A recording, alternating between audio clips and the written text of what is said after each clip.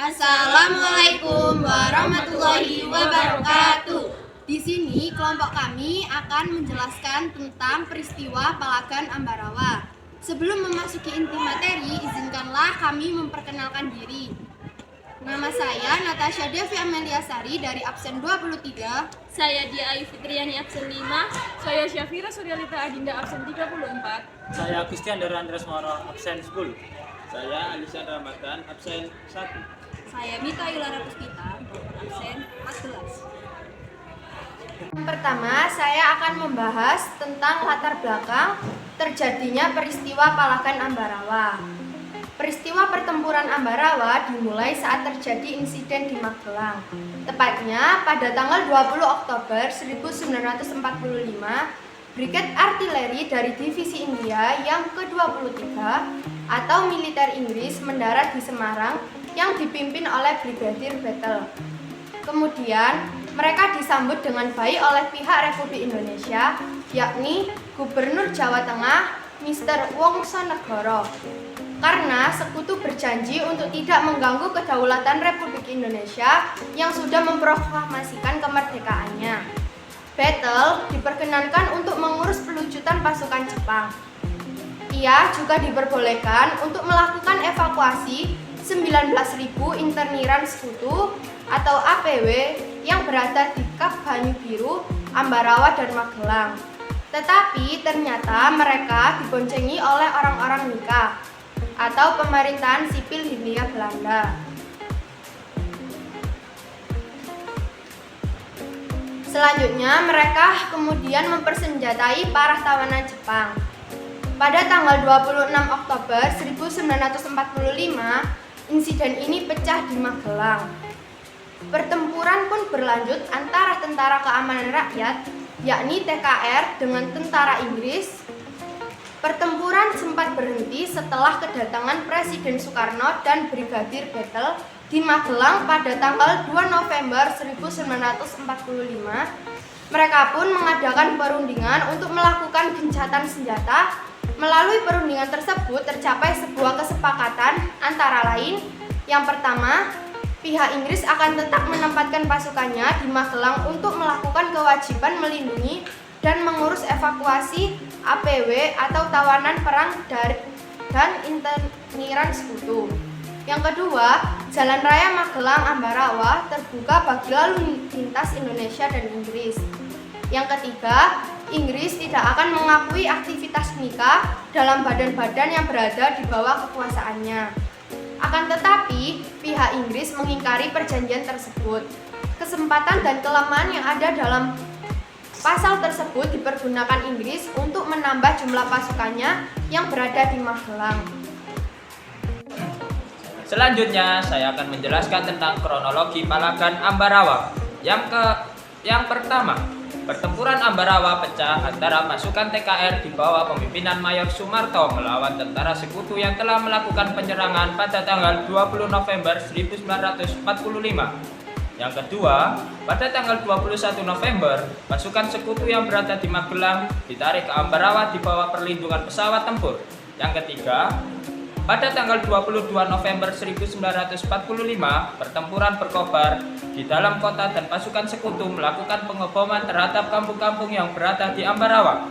Yang keempat, pasukan TKR bersama para pemuda yang berasal dari Boyolali, Salatiga, dan Kartasura bertahan di kuburan Belanda sehingga membentuk garis medan sepanjang rel kereta api dan membelah kota Ambarawa.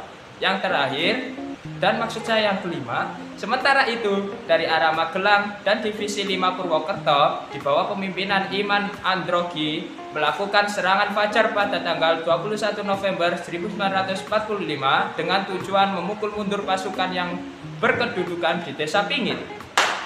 Pasukan Imam Androni berhasil menduduki desa dan merebut desa-desa sekitarnya.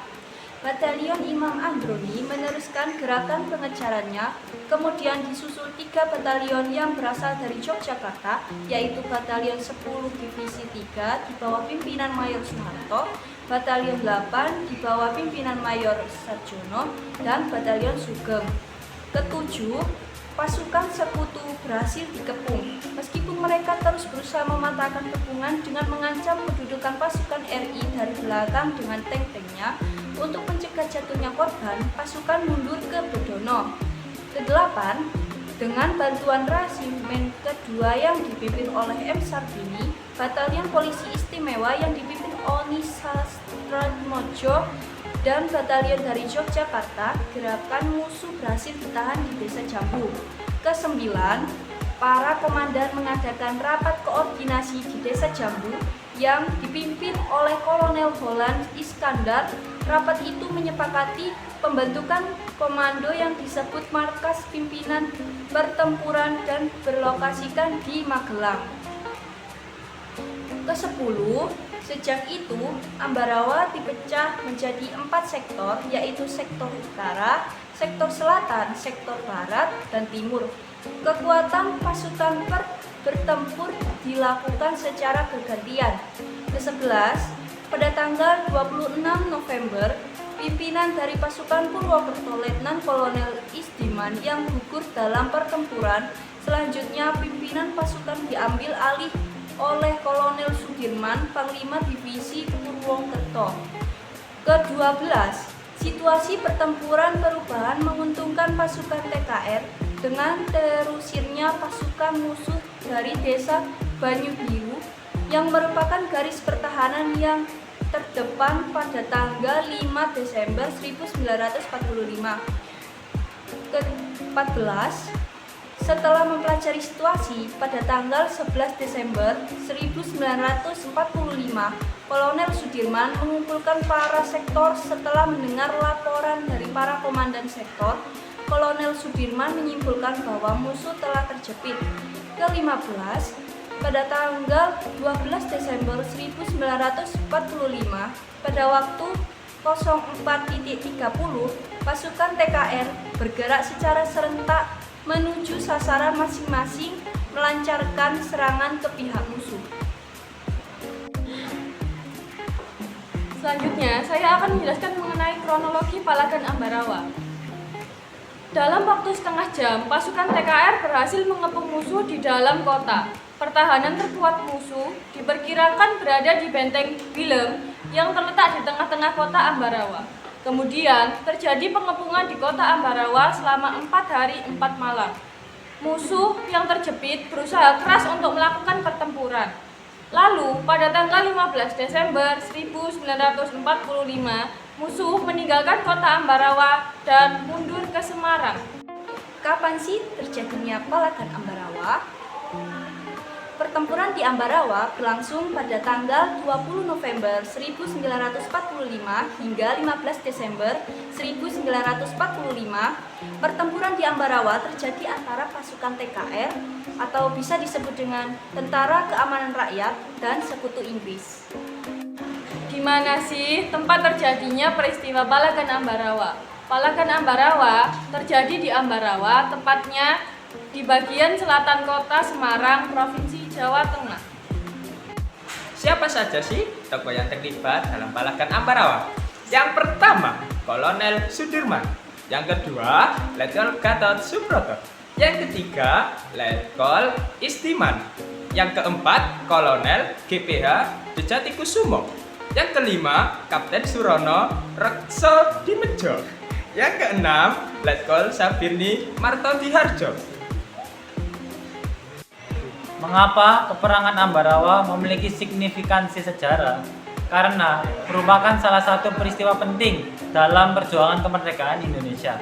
Peperangan ini terjadi pada tahun 1945 antara pasukan Indonesia yang dipimpin oleh Letnan Kolonel Sudirman dan pasukan pendudukan Jepang yang saat itu masih berada di Indonesia pasca surrender Jepang pada Perang Dunia II. Signifikansi peperangan ini antara lain: awal perjuangan kemerdekaan. Peperangan Ambarawa adalah salah satu dari beberapa konflik awal yang terjadi setelah proklamasi kemerdekaan Indonesia pada 17 Agustus 1945. Ini menandai awal perjuangan bangsa Indonesia untuk mengusir penjajah dan meraih kemerdekaan. 2. Peran Sudirman.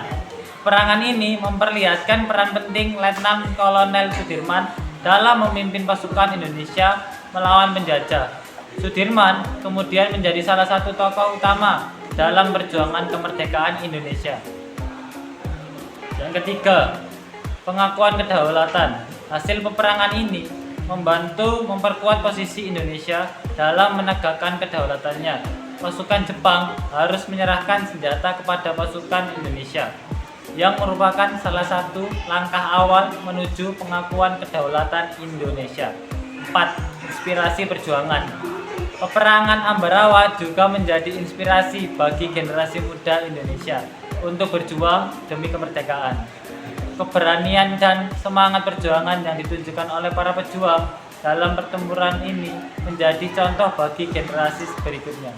Dengan demikian, peperangan Ambarawa memiliki signifikansi sejarah sebagai salah satu tonggak awal dalam perjuangan Indonesia menuju kemerdekaan dan mengukuhkan peran Sudirman sebagai salah satu pahlawan nasional. Akhir dari peristiwa Palagan Ambarawa, pada 11 Desember 1945, Kolonel Sudirman mengadakan perundingan dengan mengumpulkan para komandan sektor. Berdasarkan dari laporan para komandan sektor, Kolonel Sudirman menyimpulkan bahwa posisi musuh sudah terjepit, maka perlu segera dilancarkan serangan terakhir, yaitu yang pertama, serangan pengadaan yang dilakukan serentak dari semua sektor. Yang kedua, tiap-tiap komandan sektor memimpin serangan. Yang ketiga, para pasukan badan-badan perjuangan laskar ditetapkan sebagai tenaga cadangan. Yang keempat, serangan akan dimulai pada 12 Desember pukul 4.30. Pada 12 Desember 1945, pasukan TKR bergerak menuju target masing-masing. Dalam kurun waktu 1,5 jam, mereka sudah berhasil mengepung kedudukan musuh dalam kota. Kota Ambarawa dikepung selama 4 hari 4 malam. Pasukan Inggris yang sudah merasa terdesak berusaha untuk memutus pertempuran. Pada 15 Desember 1945, pasukan Inggris meninggalkan kota Ambarawa dan mundur ke Semarang. Kemenangan pertempuran Ambarawa pada tanggal 15 Desember 1945 dan keberhasilan Panglima Besar Jenderal Sudirman ini kemudian diabadikan dalam bentuk monumen Palaga Ambarawa. Itu tadi penjelasan dari kelompok kami mengenai peristiwa Palagan Ambarawa. Kurang lebihnya kami mohon maaf apabila ada salah kata dan salah pengucapan. Terima kasih. Wassalamualaikum warahmatullahi wabarakatuh.